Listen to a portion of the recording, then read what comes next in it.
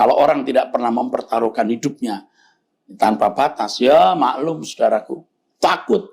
Tapi kalau orang sudah mempersembahkan hidupnya sejak di bumi, hidup dalam kekudusan dan kesucian, lalu melayani Tuhan, artinya menolong orang lain juga bisa mengalami Tuhan seperti kita alami. Menolong orang lain bisa berubah seperti kita berubah. Itu baru pelayanan.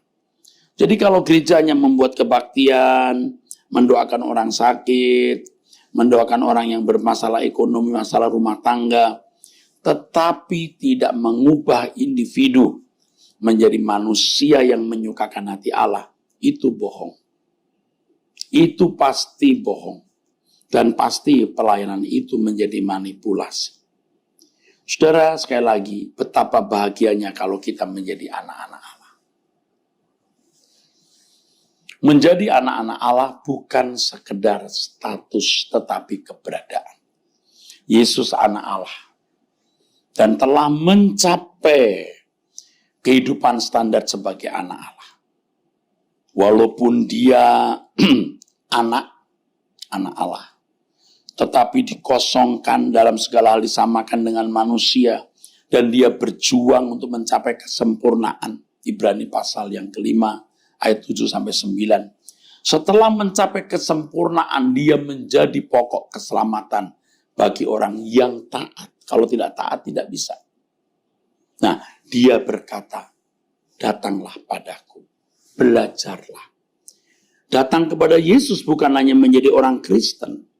Belajar dari Yesus bukan sekedar kita mau menjadi orang-orang yang ke gereja setiap minggu, tapi dari menit ke menit, dari jam ke jam, dari hari ke hari, dari minggu ke minggu, dari bulan ke bulan, dari tahun ke tahun.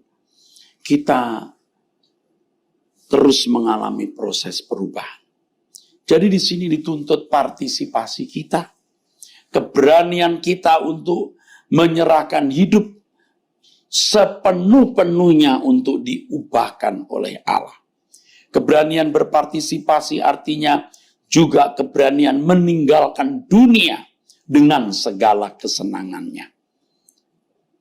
Kita masih senang hidup di dunia, saudara, makan masih bisa enak, tidur nyenyak. Ya, tapi tidak terikat dengan dunia ini. Nah, di sini sebenarnya dibutuhkan pimpinan Roh Kudus kepada masing-masing individu yang tidak bisa dijelaskan dengan kata-kata. Tetapi setiap orang akan merasakan bagaimana Roh Kudus itu memimpin hidupnya. Dan dari perjalanan hidup tersebut, barulah dia mengerti apa artinya Allah yang hidup, Allah yang hadir. Allah yang bisa dibuktikan melalui pengalaman hidup. Sehingga dia punya kesaksian di dalam batinnya Allah hidup.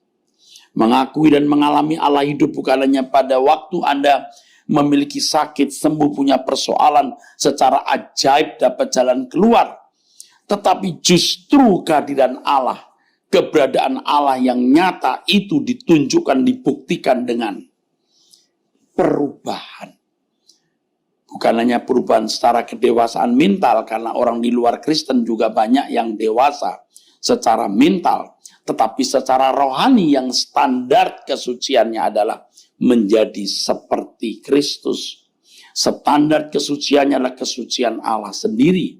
Yang karenanya Yesus berkata, kamu harus sempurna seperti Bapa di surga sempurna.